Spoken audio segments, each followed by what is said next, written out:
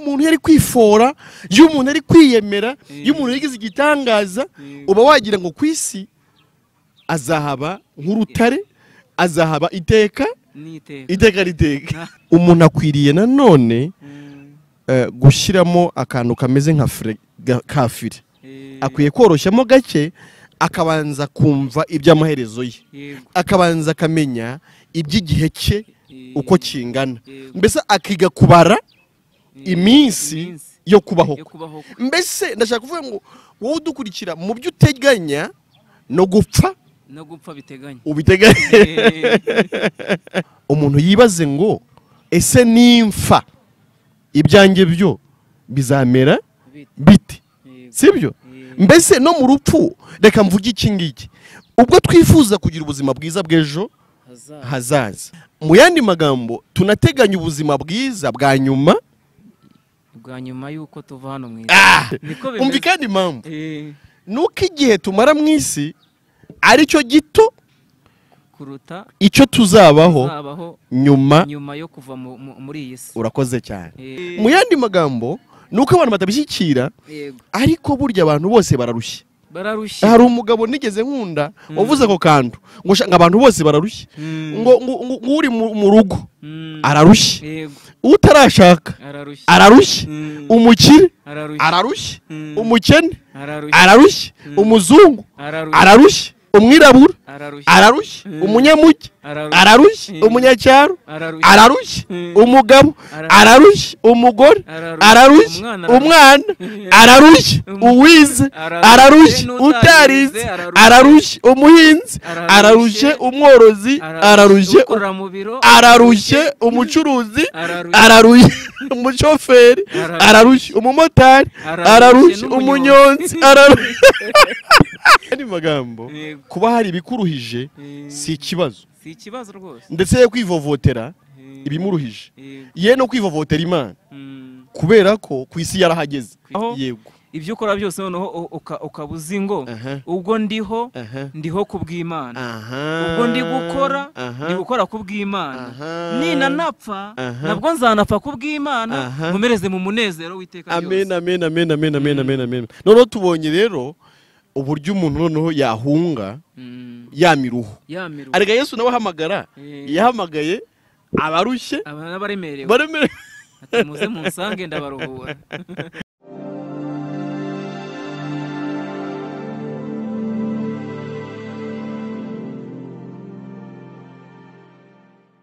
Turabasuhuje abakunzi b'ibiganiro byacu, mwe mukunda ivugabutumwa dukorera ku mbuga nkoranyambaga, yaba kuri YouTube, yaba kuri TikTok, yaba kuri Facebook, yaba kuri Instagram.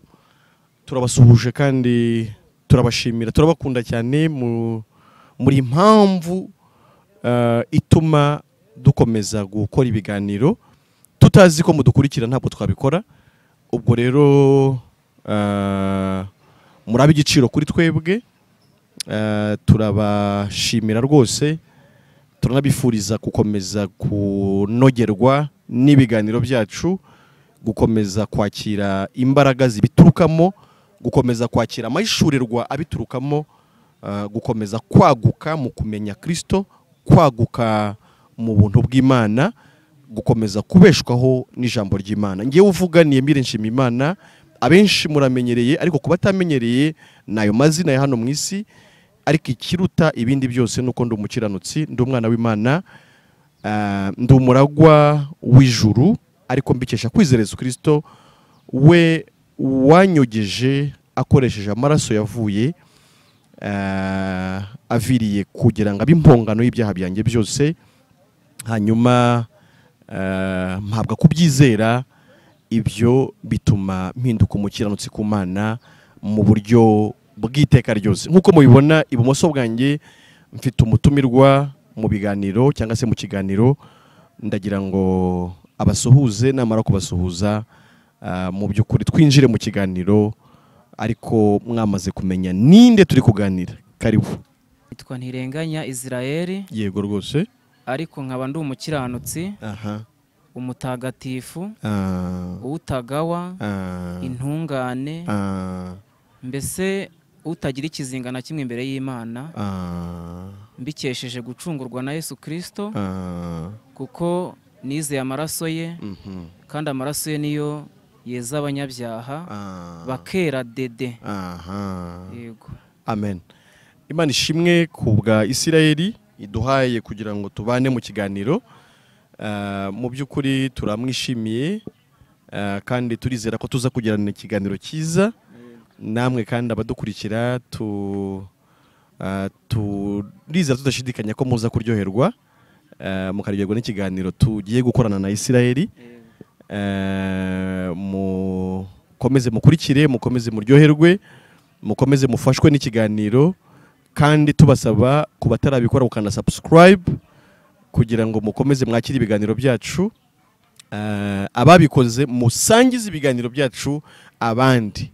Ntabwo nshidikanya ko aha hantu ari ahantu ho kuriho kuba.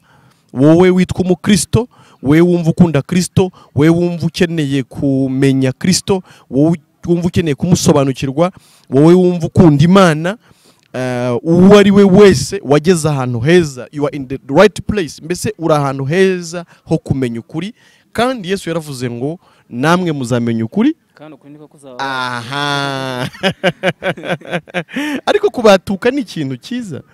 Kuba imbata ni ukuba hari ikindi kintu kikwicaye hejuru, kigutegeka, kigutwara, kandi burya imbata ibyo ikora byose ntibikora ku bwayo, irabikoreshwa.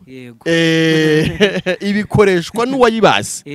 Mu yandi magambo, ni igihe cyiza cyo kubatuka, ni igihe cyiza cyo kugira umudendezo, ni igihe cyiza cyo kubohoka, ni igihe cyiza cyo kubaho ubuzima bw'ubutsinzi, ubuzima bwuzuye, ubuzima budatwarwa n'ikindi kintu icyo ari cyo cyose, ahubwo buyobowe n'Imana nk'umuremyi waremye byose kandi akabeshaho byose. Uyu munsi nategereje ko twaganira n'abantu ku mwanya muto umuntu afite hano mu isi. Uzi ko abantu bapanga imipangu nkaho bazaba ku isi igihe cyose. Kandi mu by'ukuri ntibahari. Ntabwo bahari. Israel ntabwo bahari. Igihe umuntu amara hano ku isi kiba kigufi cyane. Kigufi rwose. Umuririmbyi we yaravuze ngo ubugingo bwacu ngo ni bugufi cyane, ngo twabugereranya n'ubwato mu mazi. N'ubwato mu mazi. Nibyo. Ahandi ngo ni nk'uburabyo buriho none ariko ejo bukaba bwahungutse cyangwa se bwanumye. Ni gutyo umuntu ameze. Ariko umuntu yari kwifora, iyo umuntu ari kwiyemera, iyo umuntu yagize igitangaza, uba wagira ngo ku isi azahaba nk'urutare, azahaba iteka riteka. Ntabwo umuntu ajya atekereza ko ashobora kuba yava ku isi ahafite igihe gito, ahubwo aba yumva muri we azahaba, ku buryo n'iterambere ari gushaka aba yumva agomba kurigeraho byanze bikunda, kuko arakora agatumbera imbere akagira n'icyerekezo, kavuga ati iki n'iki nzaba nageze kuri iki. Yego. Ariko ntabazi niba icyo gihe azaba hari. Urabipanga, wajya kubona uravuga ngo umwaka wa 2025 nzagera kuri iki, ukaba upfuye muri 2024.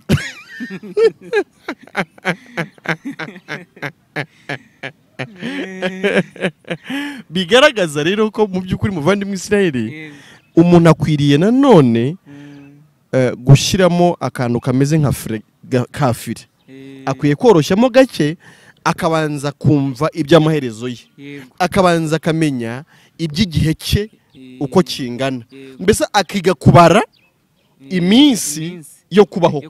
Mbese ndashaka kuvuga ngo wowe udukurikira, mu byo uteganya no gupfa biteganya.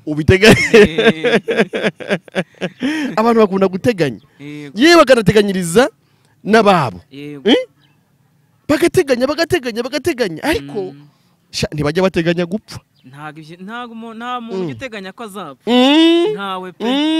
Ariko ziburize ni ukubera iki? Uzi ko ari uburangare. Mu bintu apanga ntabwo gupfa rwose ashobora kubiteganya. Nge mbona ahubwo umuntu aba atumbereye imbere yumva agomba kugera ku cyo ashaka cyose akakigeraho byanze bikunze gukoresha n'imbaraga zose uko zaba zimeze kose akavuga ati uko byangira kose iki kintu azakigeraho ariko bikarangira ntacyo agezeho ahubwo agapfa cya kintu atarakigezeho cyangwa se yanakigeraho agahita apfa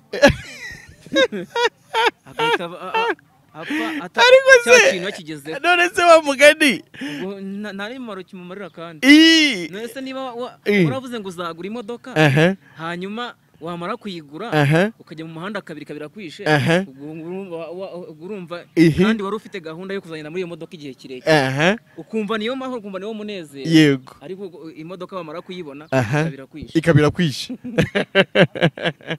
urumva ibyo umuntu yageraho byose yibuke ko urupfu rwo ari ikintu kidahinduka ku buzima bwe kiri mu biri imbere bimutegereje nta n'icyo yenda gukora kugira ngo akigizeyo ahubwo umuntu yibaze ngo ese nimfa ibyanjye byo bizamera bite sibyo mbese no mu rupfu reka mvuge iki ngiki ubwo twifuza kugira ubuzima bwiza bw'ejo hazaza mu yandi magambo tunateganya ubuzima bwiza bwa nyuma yuko tuva hano mu sibyo se umva kandi impamvu nuko igihe tumara mu isi ari cyo gito kuruta icyo tuzabaho nyuma yo kuva muri iyi si. Urakoze cyane. None se ubwo ntibyaba nanone ari kureba hafi umuntu ateganyirije ubuzima buto cyane akibagirwa ubuzima bw'ejo bw'iteka ryose tubwaba ari kureba hafi cyane nibyo niyo mpamvu rero ntabwo turi kukubuza guteganyiriza ubuzima bwa hano ariko turagira ngo kanguke unatekereze ku buzima bw'ejo bw'iteka ryose. Reka turebe Yobu mu gice cya 14 amagambo havugwa ku murongo wa 1 n'uwa 2 ubundi dukomeze tuganire n'abakunzi bacu wayasoma nimba wayagezeho. Yobu igice cya 14 yego umurongo wa 1 n'uwa 2 haranditse ngo umuntu wabyawe n'umugore arama igihe gito kandi cyuzuyemo umuruho agakenyuka yego avuka ameze nk'uburabyo maze agacibwa ahita nk'igicucu kandi ntarame. Subira bwayo magambo Israel.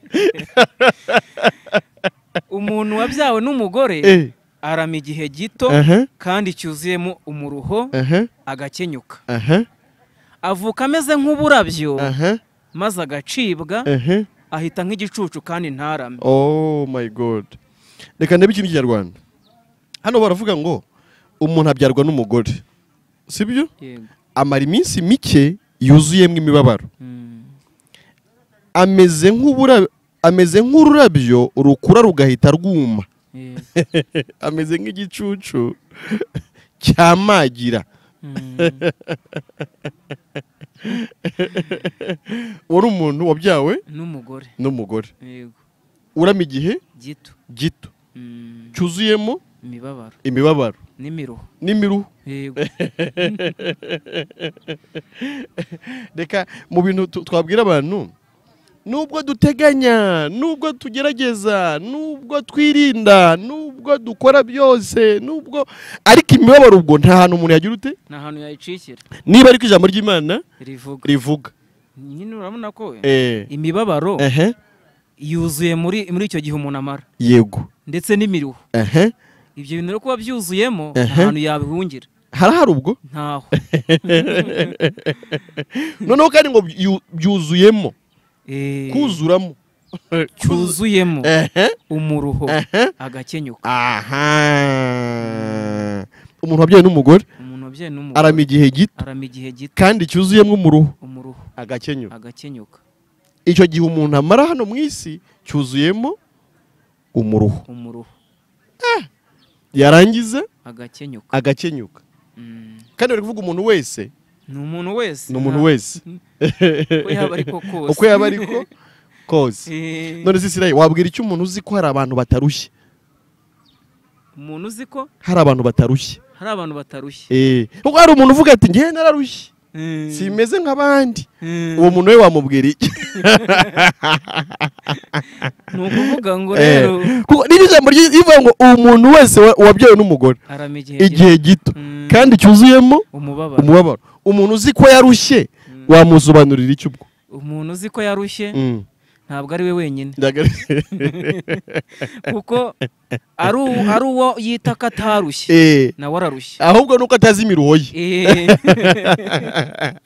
mu yandi magambo twemera ijambo ry'Imana kurenza kwemera ibyo abantu bavuga kuko hari igihe avuga ati runaka se we disi ko afite imodoka kandi wasanga ya modoka nta mahoro ayifitemo yararushye wasanga ari nawe mu ruho we afite nangwa nawe yashatse ku mugabo w'umukire uwo muntu wamubwira iki ushobora kuvuga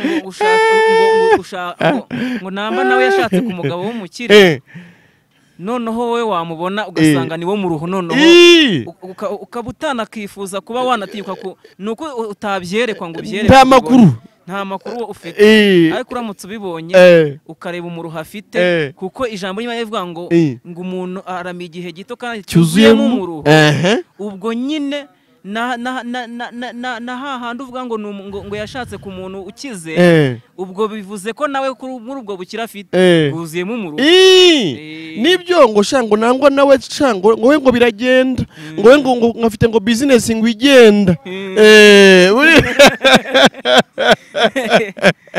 imyenge y'inzu imenywa na nyirayo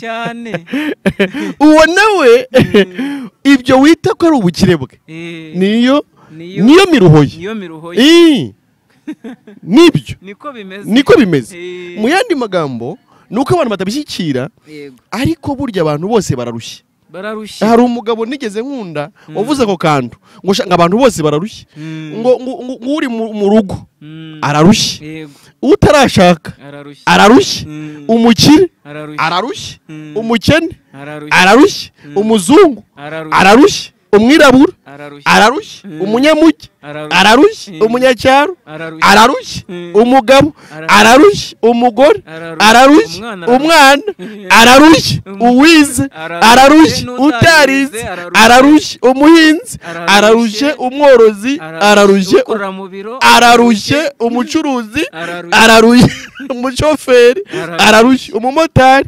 ararushye umunyonzi umunyamakuru mbese umuntu uwo ari we wese dore niko bibiri kuvuga igihe gito cyuzuyemo imibabaro n'imiruho kuko ntago bibiri ibeshye ntago ibeshye wowe rero wari uzi ko ari we warushye turajya tukubwire ngo ntago ari wowe warushye wenyine ahubwo umuruho ni urwandiko rwa buri wese rwa buri muntu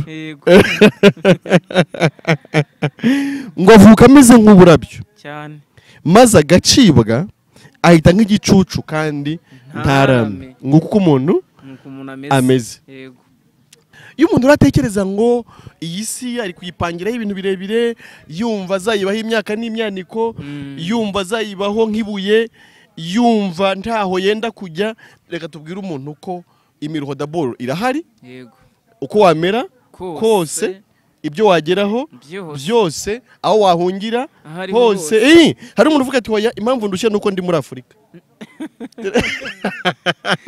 agahita ashaka ko yajya mu kindi gihugu none yagira akazanga ni mu muriro utazima akumva yifuje kugaruka mu gihugu ihanganira uwo muruho kubera ko wabyawe n'umugore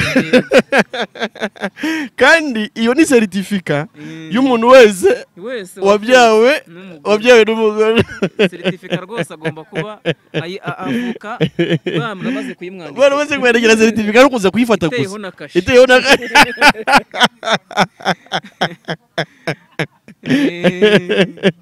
mu yandi magambo hari umuririmbyi yavuze ngo ni hehe abizera bazajya kuba ngo muri iyi si ntaho tuzakirira, ngo nta hantu hatagerwa n'umubisha, ngo ibibi nta hantu twabihungira, ngo ntaho ngo mu isi ntaho, ngo mu ijuru ni iwabo wabizera. urakoze cyane. mu isi ntaho rwose. mu yandi magambo kuba hari ibikuruhije si ikibazo rwose, ndetse yo kwivovotera ibimuruhije, ye no kwivovotera Imana, kubera ko ku isi yarahageze. Ari umuririmbyi numvije nimba ngo ku isi urahira ngo ku isi wahageze.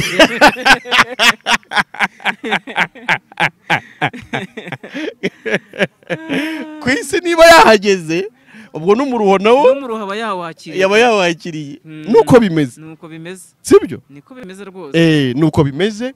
Ikindi nyine twabwira abantu cyo akora nuko ubuzima Imana ishimwe ko ariko no kuba ari bugufi nabyo ndumva ari byiza, no kuba umuntu atarama igihe kirekire nabyo se ubwo si byiza, nabyo ni byiza, ubwo si biracyari bibi.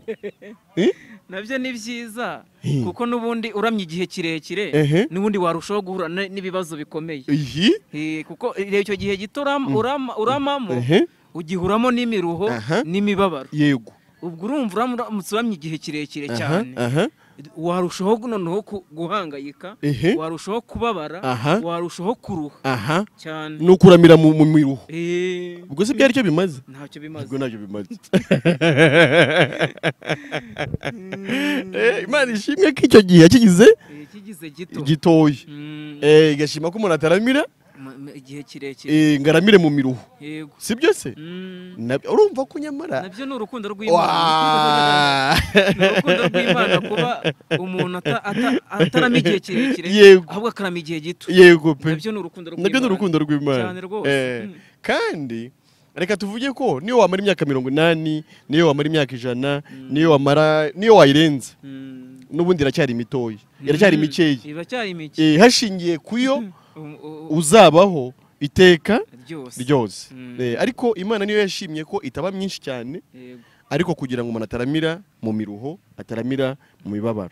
Sibyo se? Nibyo rwose. Ariko umuntu yakwibaza ubwo se ni gute umuntu noneho yagira ejo hazaza heza hatandukanye n'iyi miruho n'imihate ya hano mu isi?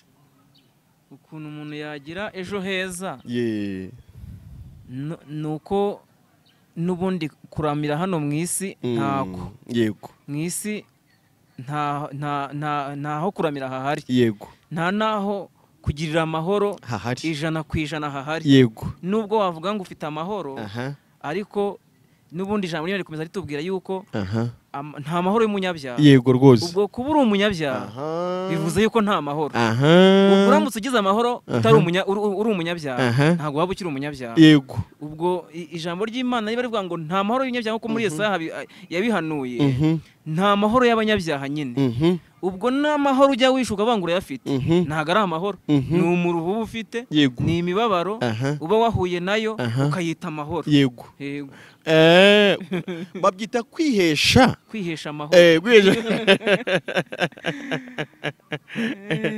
Ariko se ubwo nta buryo umuntu yagira amahoro atayihesheje noneho? Hari uburyo umuntu yagira amahoro atayihesheje, kuko amahoro n'ubundi ntaturuka mu kuyihesha. Amahoro Yesu niwe wayatanze. Yego. Hanyuma misiyo yamuzanye mu isi kwari kugira ngo atange amahoro. Kuko agiye kuzamuka mu ijuru yavuze ngo mbasigiye amahoro, amahoro yanjye ndayabahaye. Byabwiraga intumwa ze. Mbasigiye amahoro, amahoro yanjye ndayabahaye. Ubwo kugira ngo ugire amahoro ukiri mu mubiri nuko wizera Yesu Kristo, ukabarwaho gukiranuka kwe, nibwo ubona noneho kuba wagira amahoro. Kuko icyo wakora cyose, ibyo waba urimo byose, kuba udateganya uri guteganya ejo hazaza ariko nta mahoro ufite, n'ubundi birangira n'ubundi uvuye mu mubiri, kubera ko nyine n'ubundi urama igihe gito ukava mu mubiri, ugiye kuzajyaho noneho kubabara by'iteka ryose, kuko noneho usabwa kubona amahoro noneho ukiri mu mubiri. Yego. Mu gihe rero utabonye amahoro ukiri mu mubiri, ubwo n'ubundi niyo uvuye mu mubiri uvamo nta mahoro ufite ukagenda nyine ukajya mu muriro utazima kuko ho nasanzwe nta mahoro ariyo ariko nubwo nuvuga ngo nguri mu mahoro ariko nta mahoro y'umunyabyaha ntayo bisabwa kwemera ukizera Yesu Kristo ukemera icyo Yesu yakoze ko yafashe ibyaha byawe byose hadasigaye na kimwe akabishyira mu mubiri we hanyuma akabibarwaho ibyo ukora byose noneho ukabuzi ngo ubwo ndiho ku bw'Imana ubwo ndi gukora ku bw'Imana nina napfa nabwo nzanapfa ku bw'Imana mumereze mu munezero w'iteka ryose. Amen. Noneho tubonye rero uburyo umuntu noneho yahunga yamiruho arega Yesu nawe yahamagaye abarushye abaremerewe muze munsange ndabaruhura.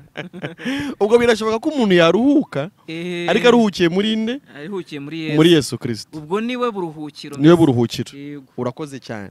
Mu yandi magambo yamiruho yose kwa kubura amahoro kose mu by'ukuri ikintu kibitiza umurindi nuko umuntu aba ari umunyabyaha kandi ijambo rivuga ngo nta mahoro y'abanyabyaha. Ubwo ibanga rikomeye nuko umuntu yamenya uburyo yaba umukiranutsi imbere y'Imana akaba umukiranutsi utabarwaho icyaha na kimwe kuko ibyo nibicamo noneho azabona n'imbaraga zimunyuza mu bibazo byose byo mw'inosi atekanye umutima uguwe neza kandi aba niringiye n'iherezo ryiza aba nazi ngo najyaga gito nzamara hano mu isi nikirangira aho nzajya hazaba ari heza. Mu by'ukuri rero reka mvuga iki ngiki arega mbona abantu n'ubundi wagira ngo nicyo baba bashaka. Iyo ubona abantu birutira kujya mu madini, iyo ubona abantu bakora cyane kugira ngo basohoze amategeko, iyo ubona abantu bajya mu makorari, iyo ubona abantu batanga ibyabo baba banabonye bibaruhije ariko bakemera bakabitanga. Umuntu ukabona arajya muri korari, umuntu ukabona arajya mu butayu, umuntu ukabona arisonzesha, umuntu ukabona ntako atagira kugira ngo abane n'abantu neza. Mbese biriya byose umuntu ababikora kugira ngo yumve ko yabana n'Imana amahoro, yumve ko yaba umukiranutsi imbere y'Imana. Uzi se abavuga ati nimba umukiranutsi noneho Imana kubera ko izabaye umwishingizi wanjye ya mahoro nabuze none nzagira gute? Nzayabona nyakomora kuki? Nyakomora ku Mana.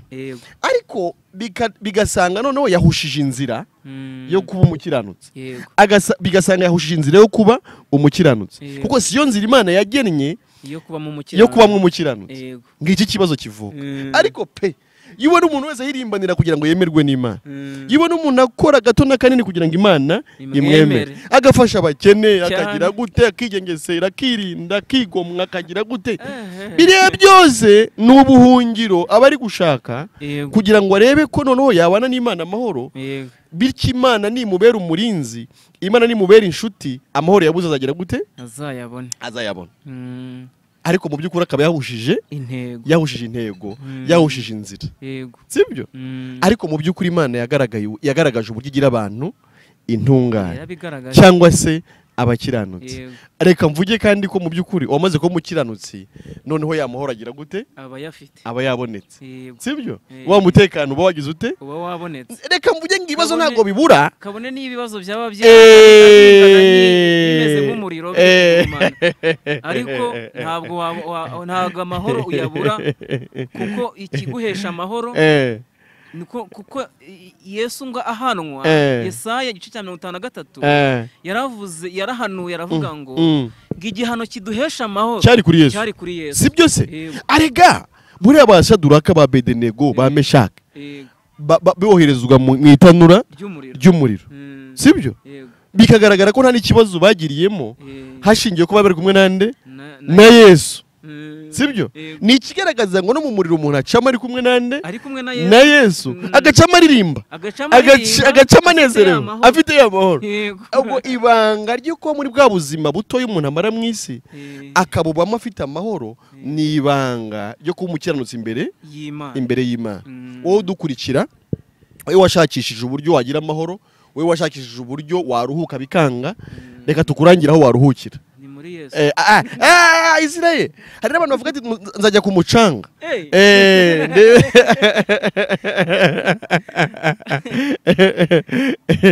Nzajya ku mucanga njye kuruhuka. Numva akayaga ko mu Kivu, numva akayaga ko ku nyanja, ati nzaruhuka. Reka tukubwire ngo umuruhu uzawujyana ugarukane. Uzawujyana ku mucanga ugarukane, ntabwo ku mucanga habaye amahoro. Ariko muri Yesu amahoro arahari. Amahoro arahari. Ibanga rero si irindi, nuko usobanukirwa neza icyo Yesu yakoze. Yesu ni Imana, jambo wahoranye n'Imana kandi wari Imana, nta cyaremwe kitaremwe nawe.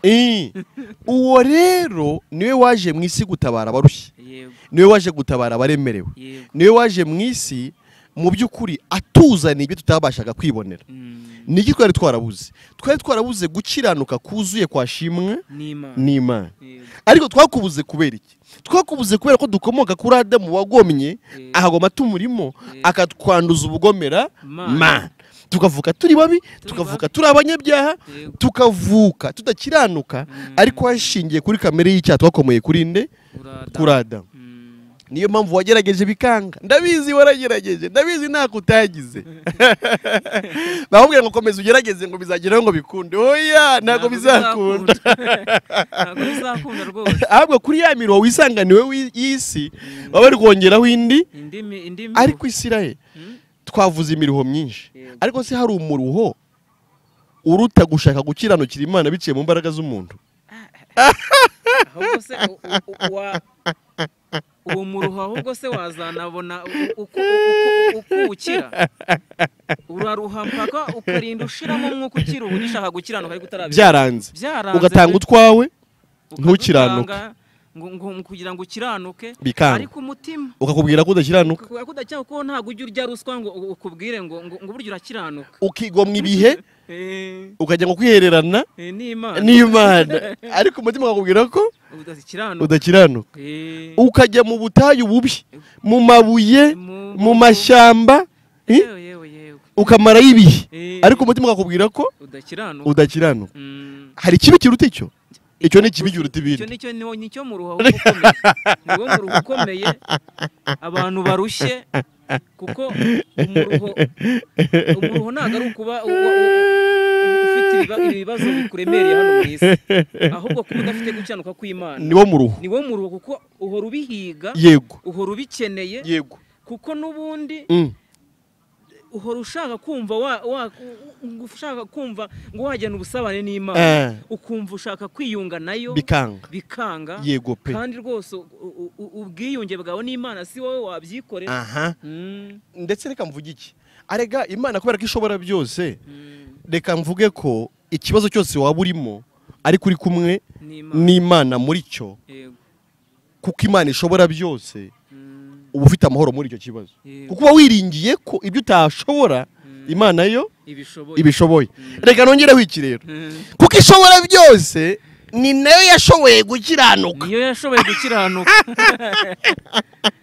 twasabwaga. Ni ukuvuga ngo abantu baragerageje biranga, barakoze, n'ubu baracyakomeje gukora, ariko nibarekeraho, kuko nibakomeza gukora n'ubundi bazapfira muri uwo muruho. Nibyo zapfira muri uwo muruho rwose. Ukwiye kureka gukomeza kwirwariza, ahubwo ugashaka uko wabona ubutabazi, cyangwa ukamenya uko wabona ubuhungiro, cyangwa ukabona ubukiriro aho wabonera noneho amahoro. Urumva rero ko ibyananiye umuntu Imana yo yarabishoboye muri Yesu.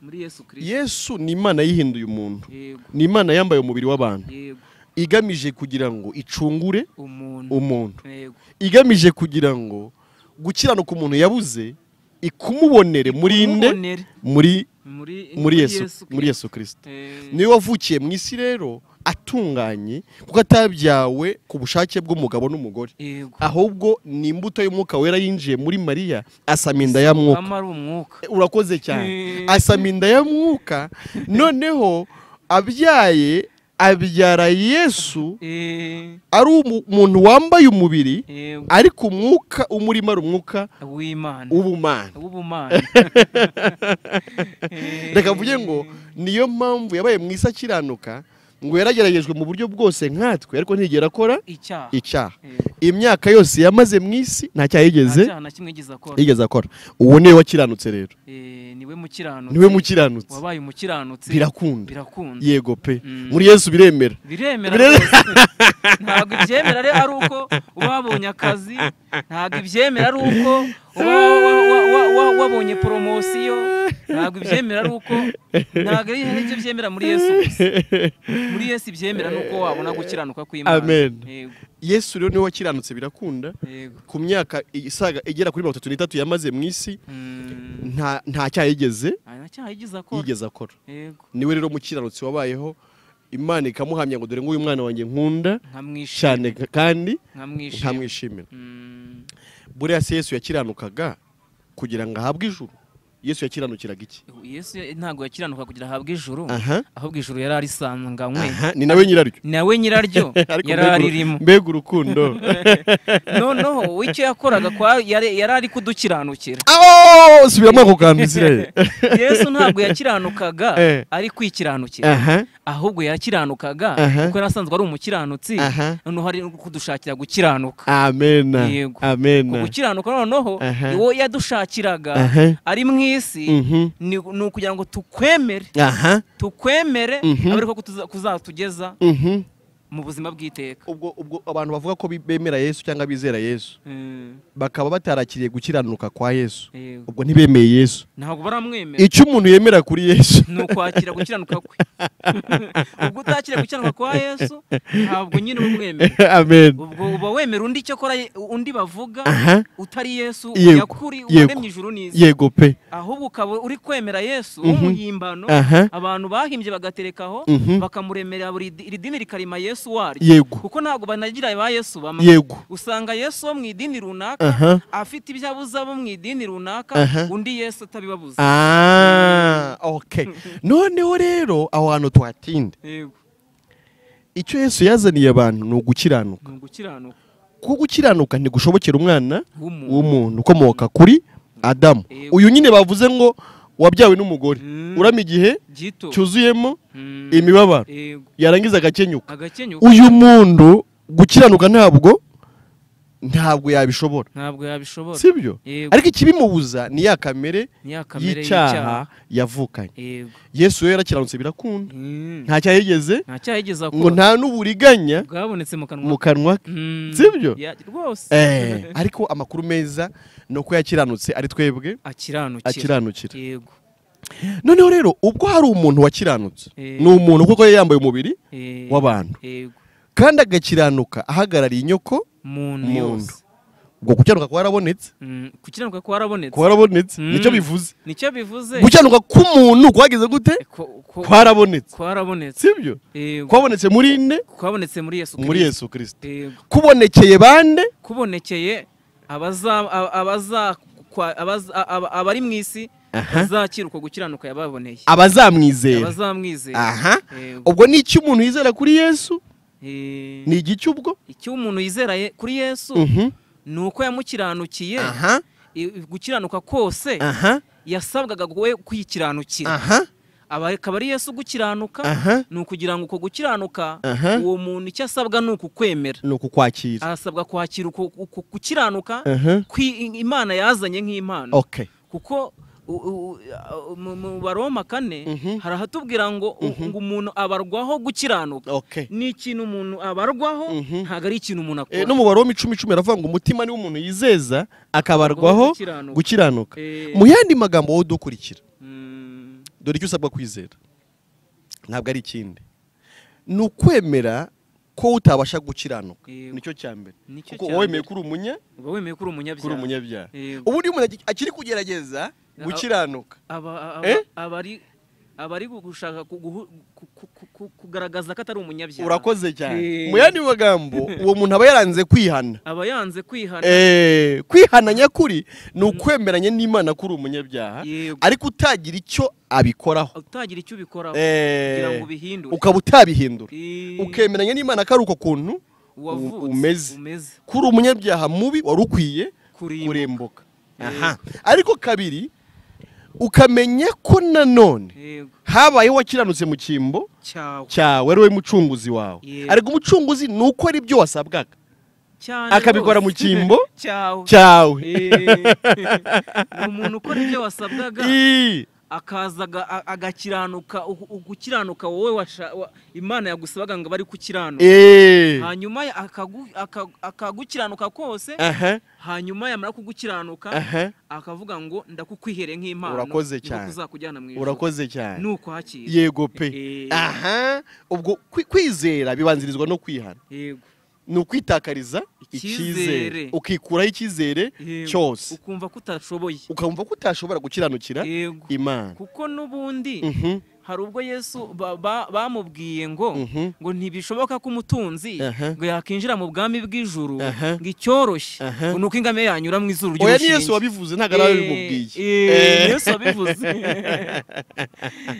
icyoroshye ngo nuko ingamiya yanyura mu izuru ry'urushinge kurusha ko umutunzi yakwinjira mu bwami bw'Ijuru. Kandi ubwo umutunzi yavugaga ni wa muntu ufite guhirimbana, ufite kugira ibyo akora, ufite ubutunzi nyine bwakoresha, akumva afite ikintu cyazamugeza mu ijuru. Urakoze cyane. Uwo mutunzi rero niwe nyine utabasha kwinjira mu ijuru. Ubwo kwihana ni ukujugunya ubutunzi bwawe, ni ukujugunya kure cyane ukakira. Noneho kuko yahise abwira abigishwa, arababwira ngo none ubwo bimeze bityo ngo ntirushobora gukizwa. Arabwira ngo ikidashobokera abana b'abantu ku Mana kirashoboka. Ubwo igishoboka nyine kidashobokera abantu ni ugukiranuka bivuye mu byo bakora, ariko igishoboka ku Mana ni ugukiranuka noneho bivuye kuri yo. Noneho ukakubarwa ko gukiranuka, ukaba umwere imbere y'Imana umaze uko gukiranuka. Yego, nibyo. Noneho rero ukaruhuka sasa. Yego, ukaruhuka. Ukaba ufite ikiruhuko muri wowe. Ukaruhuka kubera ko icyo wari warabuze kiba kigize gute? Kiba kibonetse. Wari warabuze gukiranuka, ariko no gukiranuka bigize gute? Birabonetse. Ubikomoye kuri nde? Kuri Yesu Kristo. Sibyo? Na ya mworo yarabuze kagira ute? Akaboneka. Sibyo se? Noneho kandi ikindi gikomeye ni uko ubuhindutse umuragwa w'Ijuru. Sibyo se? Ubuhindutse umuragwa w'Ijuru, cyangwa se ukabaha ubugingo buhoraho, ukaba ufite kubaho none ukazana abayiteka ryose. Sibyo? Noneho ntube mu bantu bazarama igihe gitoya, ahubwo ukazabaho iteka ryose. Kuko ubuvuzi bwa kangahe? Ubwa kabiri. Ntuba ukiri wa muntu wabyawe n'umugore. Kuko birivuga ngo bene abo ntibabyawe n'ubushake bw'umugabo n'umugore, ahubwo babyawe n'Imana. Icyo abantu basabwa nyine barasabwa kubyarwa n'Imana. Yego. Nicyo kintu cyonyine umuntu asabwa kugira ngo azarame igihe cy'iteka ryose. Amen. Nuko asabwa kubyarwa n'Imana. Kandi ntaramire noneho mu miruho, ahubwo akaramira mu kiruhuko cy'iteka ryose, aruhukanye nande, akagitangira akiri hano, akiri mu mubiri, kuzageza iteka ryose.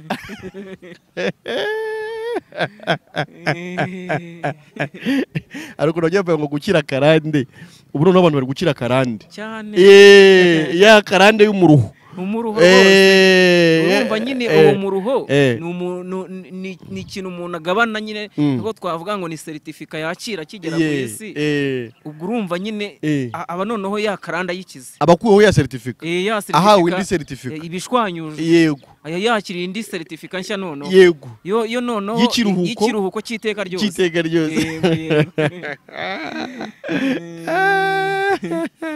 Abantu rero be guteganyiriza gusa iby'akanya gatoya, ahubwo banarebe n'iby'iteka ryose. Nanjye rwose mba numva nejejwe nuko ndi mu isi, ariko nzi neza ko mpari by'igihe gito. Yego, ariko mbanye n'Imana amahoro, kandi ko nzakomeza kubaho iteka ryose na nyuma y'ubu buzima. Naho ibyo umuntu yakwitungisha byose, ibyo umuntu yavuga ngo yagezeho byose, ubwenge bwose umuntu yavuga ko afite igikundiro umuntu yavuga ko afite, mbese iby'isi byose umuntu yavuga ko atunze, niba atarakira gukiranuka kuva ku Mana abitunganye n'umuruho musa, kandi azaruhira hano, ariko na nyuma y'ubu buzima azakomeza kuruha.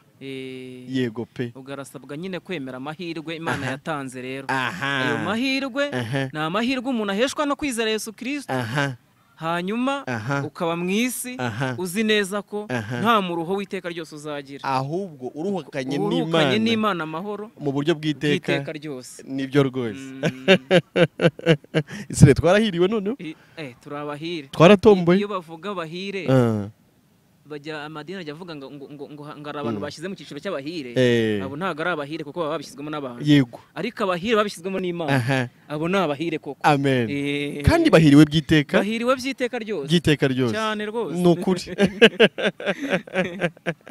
Ahubwo se sinavuga ko ari no kwiteganyiriza. Ni ukwiteganyiriza. Uzi kwiteganyiriza bikarenga urupfu, kuko ibyo umuntu yiteganyiriza hano birangirana na hano, birangirira kumva. Ko nta wundi mugambo mukurikira inyuma ye. Ariko numva kwiteganyiriza nyakuri ari ukwiteganyiriza by'iteka ryose. Hano ukabaho ubanye n'Imana amahoro, amahoro atemba nk'uruzi abisi batazi, ariko ukabuzi ngo ninambuka rwa ruzi nzaba noneho ngiye ahubwo mu mwuzuro w'amahoro, none mu mwuzuro w'ubutunzi, mu mwuzuro w'ubuzima bwiza, mu mwuzuro wo kurabagirana, kuko Bibiliya ivuga cyane, iravuga ngo bakundwa turabana b'Imana, ariko ko tuzasa ngo ntago kurerekana, ngo ariko icyo kintu tuzi amakuru dufite nuko niyerekanwa tuzasa nawe. Ngiye numva gutwiteganyiriza nyakuri nuko nguko. Nubwo uyu mubiri uzabora, ariko dufite indi mibiri tuzambikwa, itarwara, idasonza, idapfa, itananirwa, mbese idafite ikibazo icyo ari cyo cyose. Nge numva wateganya rero yateganyiriza aho ngaho, naho ngaho rwose, agateganya iyo mibereho y'iteka ryose. Ni imibereho rati, ngo tuba dushaka imibereho, ariko imibereho yarabonetse ku buntu. Nta kintu cyawe usabwe cyo gutanga kugira ngo iyo mibereho igere, abo ukakira imibereho noneho yabonetse. Abantu ntibakira imibereho ituruka muri Kristo, kuko niho hari ubuzima nyine nyabuzima bwubaho, ukabaho noneho ufite ubuzima bw'iteka ryose. Kandi si imibereho yo mu manegeka, kuko hari igihe ngo baba bari kugenda ngo ejo bikaba ngo byanze. Oya, aho ngaho ni imibereho idaheshwa nuko uhuye na gisida, utahuye na gisida, ibintu byagenze neza gusa, ni imibereho nagira n'ibintu byagenze nabi. Ariko sinzi Israel, ubwo buzima sinzi abantu bari kubwumva, ariko bwumvwa n'ubufite. Tekereza ubuzima budahindagurika. Arega ubu gutya mu minsi iri imbere imibiri zaba yashaje. Ntago bavuze byanditswe yuko umuntu avuka ari uburabyo. Yego pe. Avuka ashashagirana ari mwiza cyane, ariko mu minsi mike agatangira gakubana, ururabyo rukuma. Mu minsi mike rwose, nta n'iminsi rwose Bibiliya iravuga ukuri, ntago umuntu arama igihe kirekire, ni gito cyane, ariko rwose n'abantu badukurikiye barabibona ko uko imyaka amaze, uko yasaga afite imyaka 5 ahageze ku myaka 10. Noneho ahubwo ari abantu baba bari guserebura, ngo umwaka ngo wundi ngo urashize, ngo anniversaire, ngo birthday.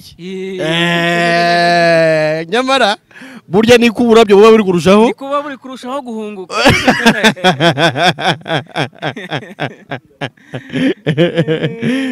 Numva ndushijeho kongera kwishimira iryo vuko rishyashya. Imana ishimwe. Ryo ricuye. Ntago ricuye. Ni ivuko noneho ry'uvuka ukaba mu isi ubizi neza noneho kiwacu ari mu ijuru kariho utegereje umukiza ko azava akaza agahindura uyu mubiri wawe wo gucishwa bugufi akawushanya n'umubiri w'ubwiza bwe umubiri w'ubwiza ndawukumbuye ubwiteganyirize bwanjye numva mbukumbuye uratangira ukabona ku bwiteganyirize bwawe ubwiteganyirize wowe utari witeganyiriza turagira ngo tukubwire ngo nta kindi bigusaba ni ukwizera umurimo Yesu yakoze ni ukwizera ko ibyaha byawe byose byamubazweho ibyo wiyiziho n'ibyo utiyiziho burya apfa nibyo yapfiraga hari n'ibyo atarakora nabyo yapfiriye ariko nanone ntutwumve nabi ntabwo tuvuze ngo n'umwizera uzajya kubikora oye kubera ko Yesu ntabwo ari umugabura w'ibyaha mu bwiteganyirize harimo no kudakora ibyaha none ukabonye ubuzima noneho busa n'ubwo wakiriye urakoze cyane mbese wagucunguye ubuzima afite nibwo nabaguhereza yego pe ubwo urumva ntabwo mu buzima bwe harimo nyine kugenda nk'uko ushaka urakoze cyane harimo kugenda ubwo uba wavuye mu bubata bumwe wagiye mu bundi bubata urakoze cyane bw'umwuka noneho arega burya n'abakire burya abakire bafite uko babaho ndashaka kuvuga ngo uwo ni umukire uruta abandi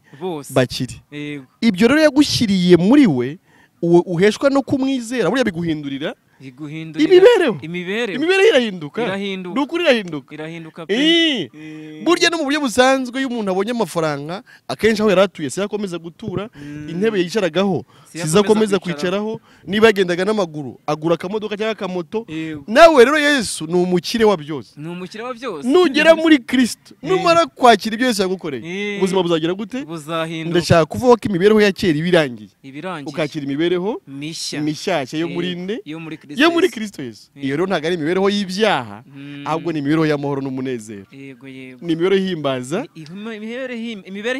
Imana ariko wavuye mu cyiciro cy'abantu wagiye mu cyiciro cy'abamana